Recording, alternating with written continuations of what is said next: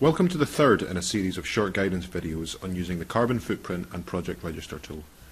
The tool has been developed by the Sustainable Scotland Network team at Keep Scotland Beautiful, Resource Efficient Scotland and partners to support the public sector to implement effective carbon management processes.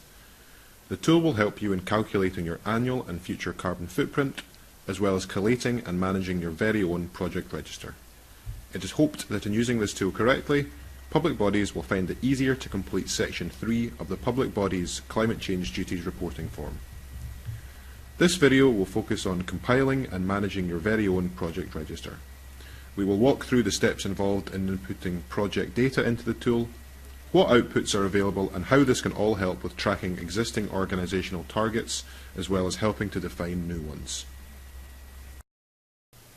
All non-renewable projects should be entered into the tool in the Project List tab shown here.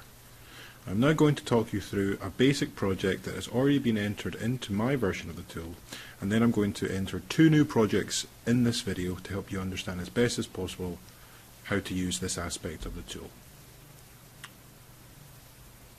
Like when adding emission sources into the tool, the first few columns, in this case columns B, C and D, are requesting non-essential information on your project. It is up to you how detailed or otherwise you want to be here, but do bear in mind a good project register should make sense to anyone who views it and not just the person who is managing and compiling it. It is therefore recommended that you provide a good level of detail on what the project is, where it is located, and ideally it also should have a reference number. In this example, we are looking at a food recycling project across all sites in our organisation, and I have also used the basic but nonetheless useful reference ID of Waste 1. The next two columns, columns E and F, are coloured brown, which we now know means that these are essential to complete. The capital spend year in column E denotes the year when the majority of the capital spend for the project occurs, while the commissioning year in column F denotes the year when the project installation is complete and is commissioned. You will then see that in column G, first full year of CO2 savings, this will automatically update as the first year after the project has been commissioned. In our example, the project was paid for and commissioned in 2016-17, and therefore savings will be observed from 2017/18 onwards, until such a time as we let the tool know that the project is completed, and there will be more on that later. Next up, the tool requires information on costs. It is essential that you enter the capital costs of the project, i.e. how much money was spent to get the project off and running. In our case, this is £10,000. If you like, you can also enter information on additional maintenance cost savings that the project may incur in column I. Please enter values as a negative number should you expect that there will be an increased cost due to a project being implemented. The next 5 columns, J through N, ask for further information on the management of the project. Questions such as owner, implementer, department and confidence of a project are all important questions to ask when compiling a strong project register, and it is encouraged that you use these columns as much as possible. However, none of these details are required for the tool to work correctly. However, what is crucial is in column M. This is an essential column to complete and is looking for information on the status of the project. In our example, we have set this to in progress, which is obviously self-explanatory. The other options are identified / more info required, full details developed, funding approved, complete, abandoned and superseded. Please note that for projects who have statuses set to superseded, abandoned and identified / more info required, the cost and emission savings impacts of these will not be accounted for within the tool.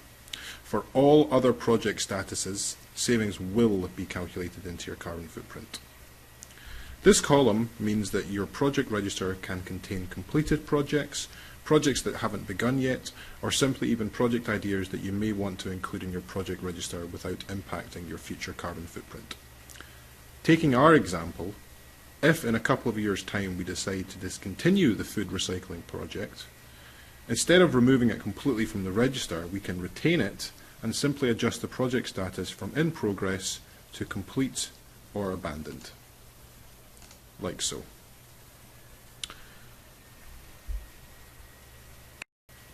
The final stage is to enter in the expected annual energy savings of the project. First, we have the type of emission saving, which we can be defined in column Q. In our example, this is a waste project where we are replacing waste to landfill with waste to food composting.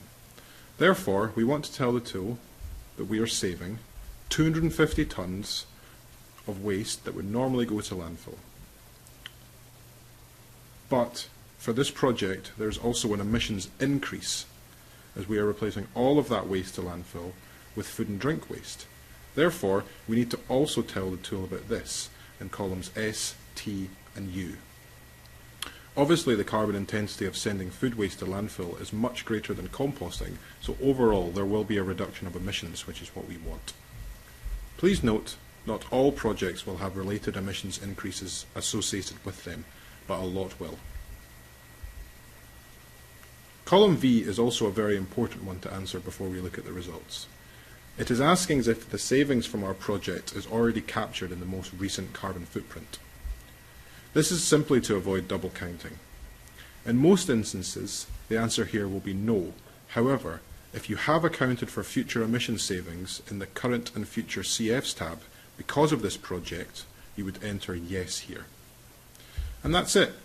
You can see now the tool is able to calculate an expected payback of half a year. This means in 6 months we will begin to see a return on our £10,000 investment within this project. There is also a carbon effectiveness of 511. This means that for every £511 spent, we will save 1 tonne of CO2. When comparing projects using this metric, the lower number the better.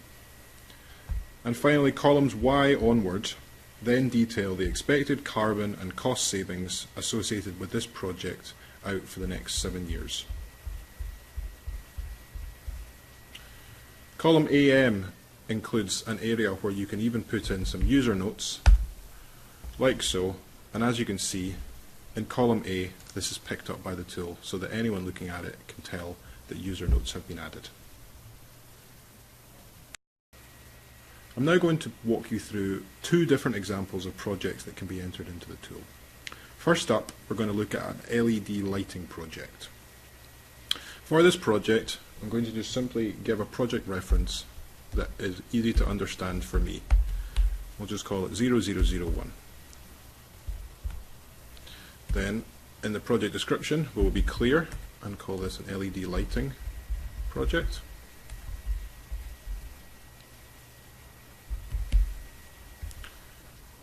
And the location, we will say building 1, as it refers back to the notation that we used in the current and future CS tab.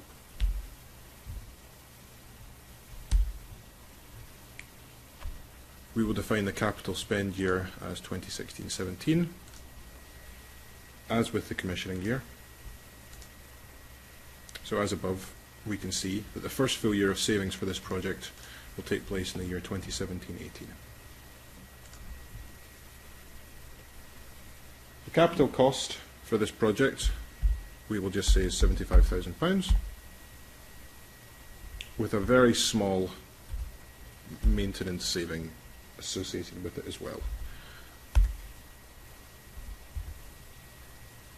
We are then going to put in some information about the management of the project and who is involved. So we will just be incredibly generic here.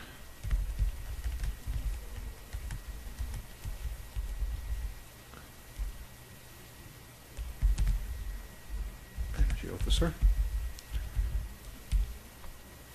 and we will say the project has had funding approved and that there is a medium confidence of this project going ahead.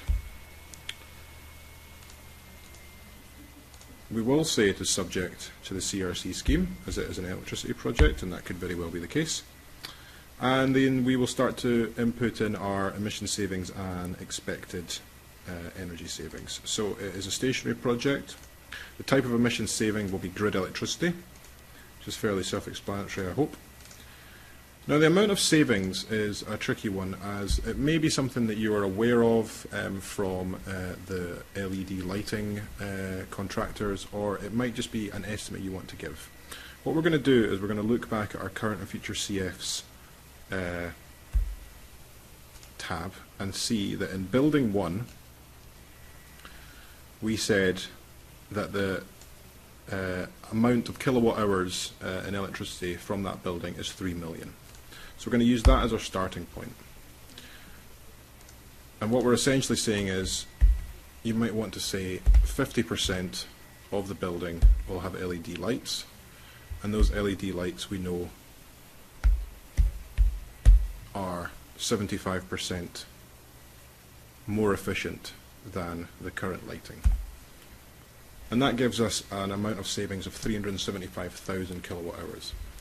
It might be that you are aware of what this exactly is, but certainly this sort of approach is a very good estimate.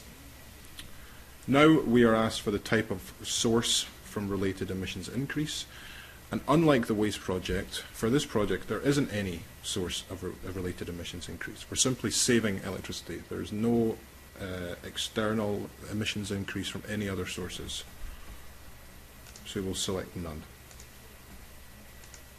And then the related emissions increase, our only option is therefore none. And obviously here, we'll simply put 0. And in column V, annual savings for this project already captured in the most recent carbon footprint. In our case, it is no.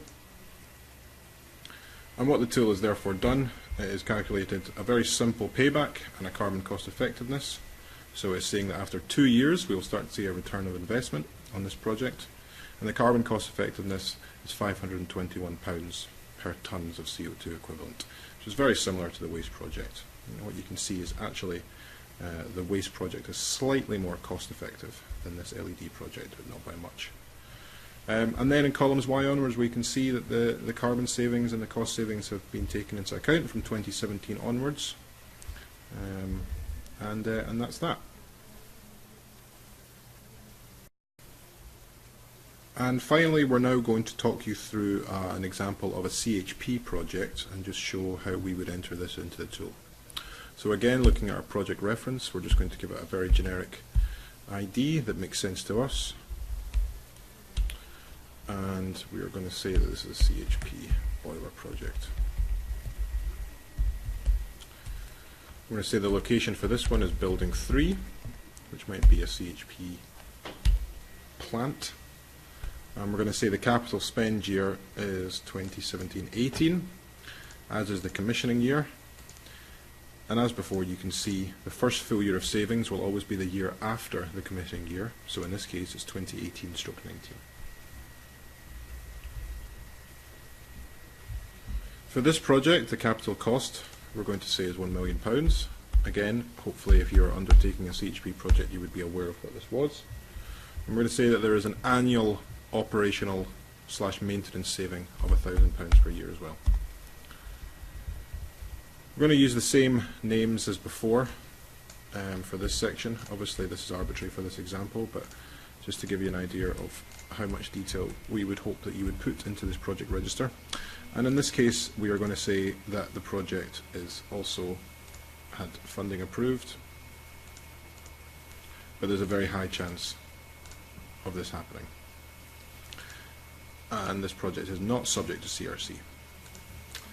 Now, coming on to the type of source savings and emissions increases, this is something you might need to consider slightly differently for this project. So for a CHP project, we essentially have a reduction of electricity being replaced by an increase in natural gas. So, in the type of source saving is stationary. We know the type of emissions saving is grid electricity. And we're just going to put in an arbitrary number here of 2 million kilowatt hours. So that is what we are saving.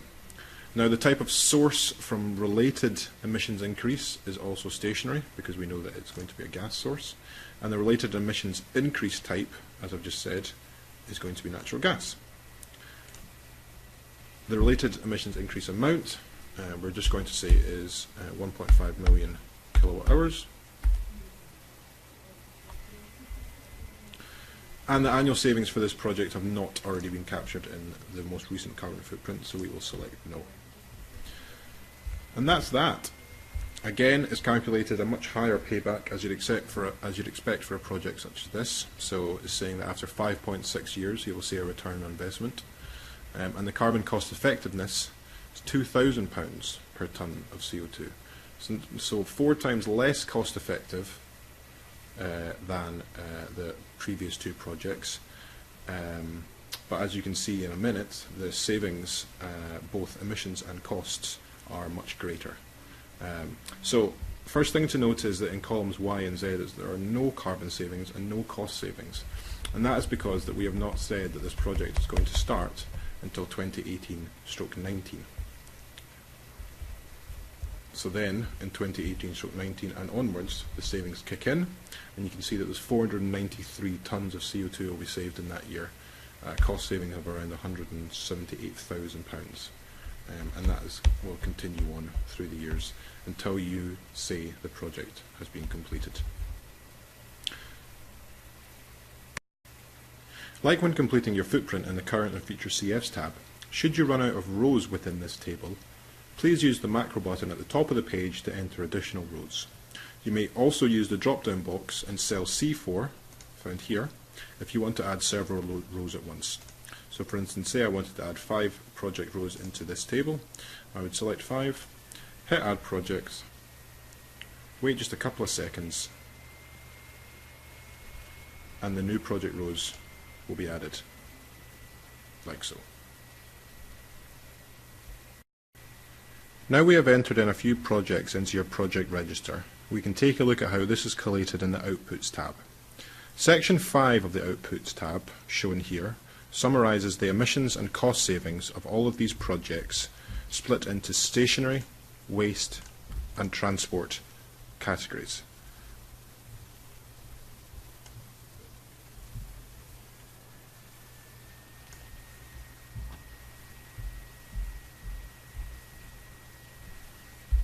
It also goes on to summarise projected cumulative cost savings as well as cumulative emission savings versus your baseline footprint, which is your footprint without any active projects in your project register.